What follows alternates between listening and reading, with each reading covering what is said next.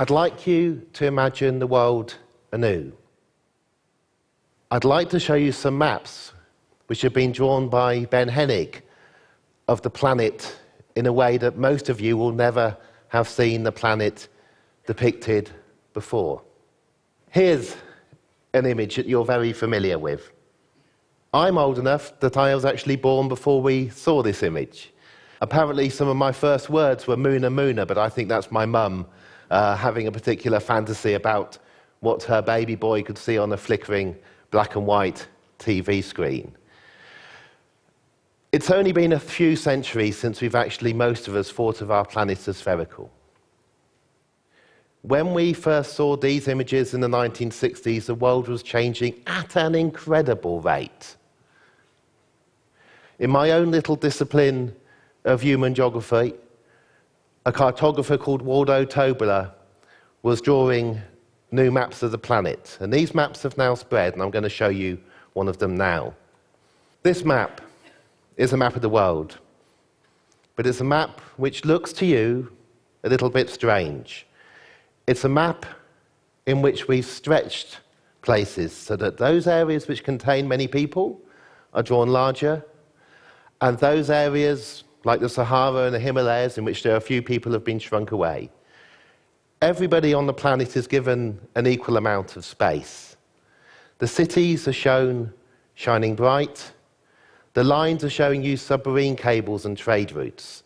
And there's one particular line that goes from the Chinese port of Darling through past Singapore, through the Suez Canal, through the Mediterranean and round to Rotterdam. And it's showing you the route of what was the world's largest ship just a year ago.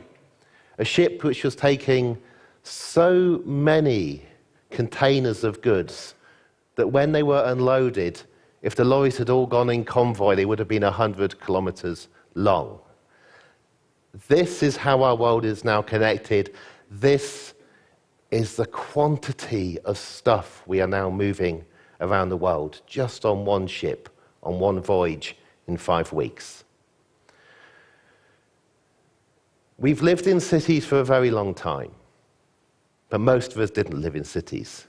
This is Çatalhöyük, one of the world's first cities. At its peak, 9,000 years ago, people had to walk over the roofs of others' houses to get to their home. If you look carefully at the map of the city, you'll see it has no streets, because streets are something we invented.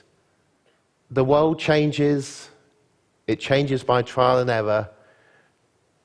We work out slowly and gradually how to live in better ways. And the world has changed incredibly quickly most recently.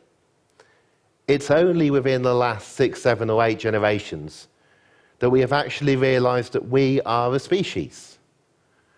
It's only within the last few decades that a map like this could be drawn. Again, the underlying map is the map of world population. But over it, you're seeing arrows showing how we spread out of Africa, with dates showing you where we think we arrived at particular times. I have to redraw this map every few months because somebody makes the discovery that a particular date was wrong. We are learning about ourselves at an incredible speed. And we're changing.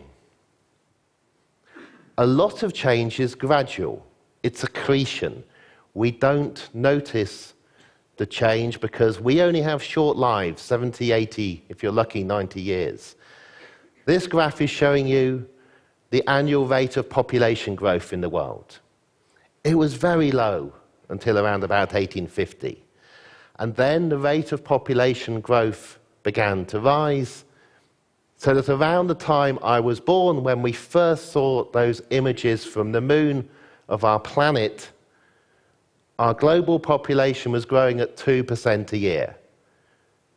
If it had carried on growing at 2% a year for just another couple of centuries, the entire planet would be covered with a seething mass of human bodies all touching each other. And people were scared. They were scared of population growth and what they called a population bomb in 1968. But then, if you look at the end of the graph, the growth began to slow. For a decade, the 70s, the 80s, the 90s, the noughties, and in this decade, even faster, our population growth is slowing. Our planet is stabilizing. We're heading towards 9, 10, or 11 billion people by the end of the century. Within that change, you can see tumult. You can see the Second World War. You can see the pandemic in 1918 from influenza. You can see the Great Chinese Famine. These are the events we tend to concentrate on. We tend to concentrate on the terrible events in the news.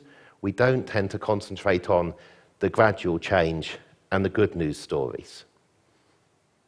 We worry about people. We worry about how many people there are. We worry about how you can get away from people.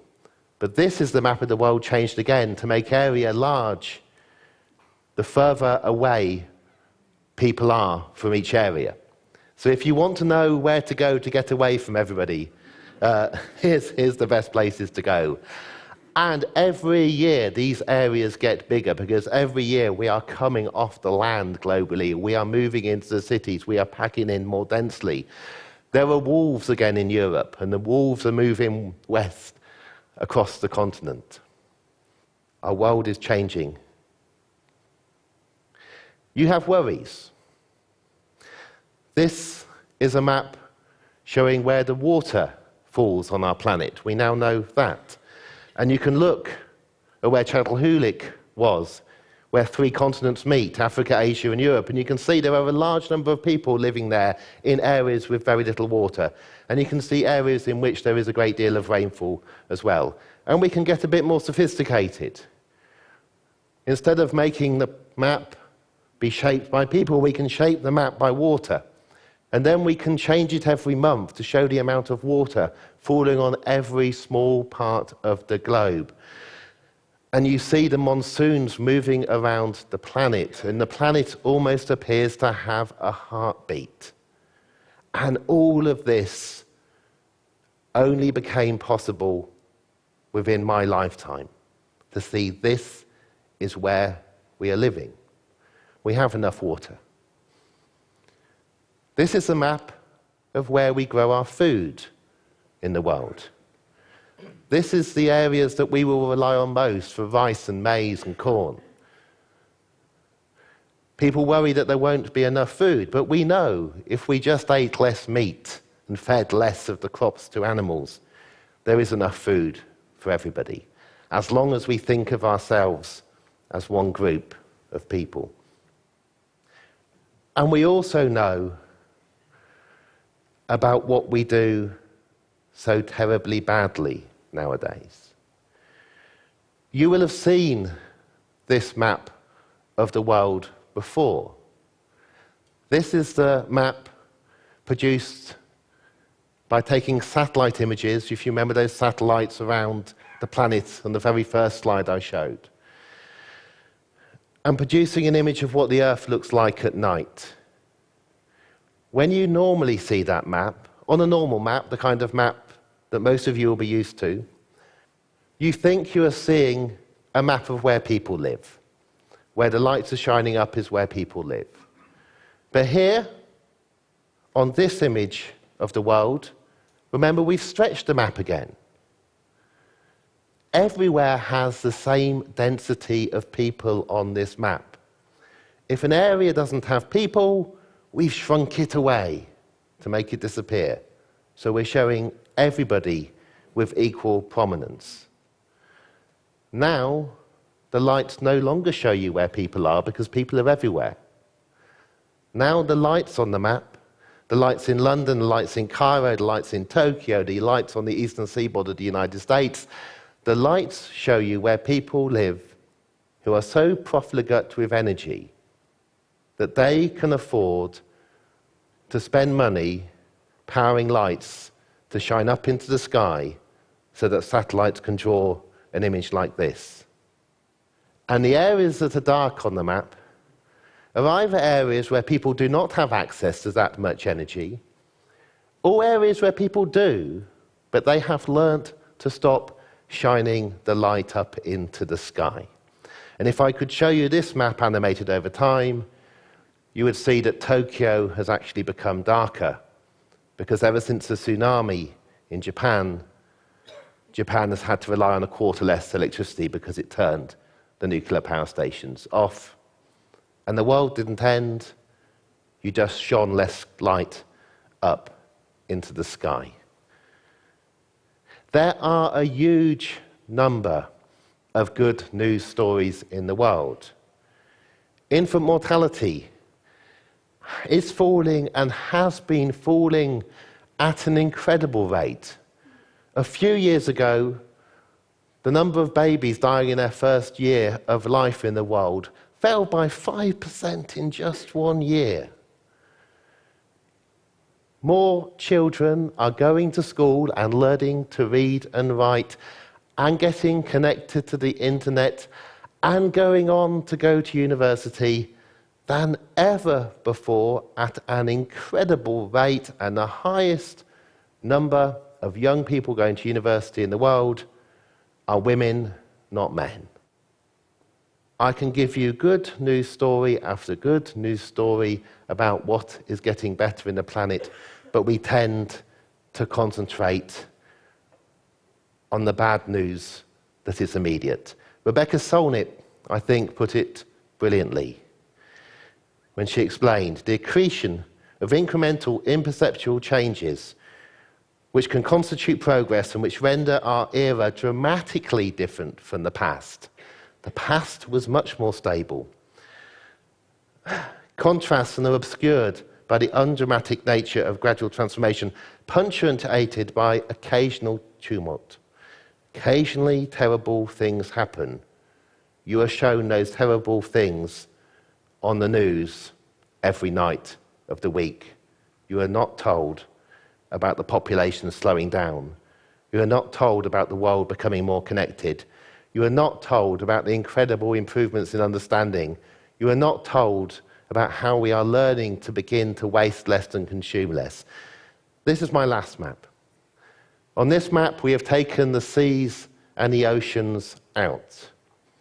Now you are just looking at about 7.4 billion people, with the map drawn in proportion to those people. You're looking at over 1 billion in China, and you can see the largest city in the world in China, but you do not know its name. You can see that India is in the center of this world. You can see that Europe is on the edge. And we, in Exeter today, are on the far edge of the planet. We are on a tiny scrap of rock off Europe, which contains less than 1% of the world's adults and less than 0.5% of the world's children. We are living in a stabilizing world, an urbanizing world, an aging world, a connecting world. There are many, many things to be frightened about, but there is no need for us to fear each other as much as we do, and we need to see that we are now living in a new world. Thank you very much.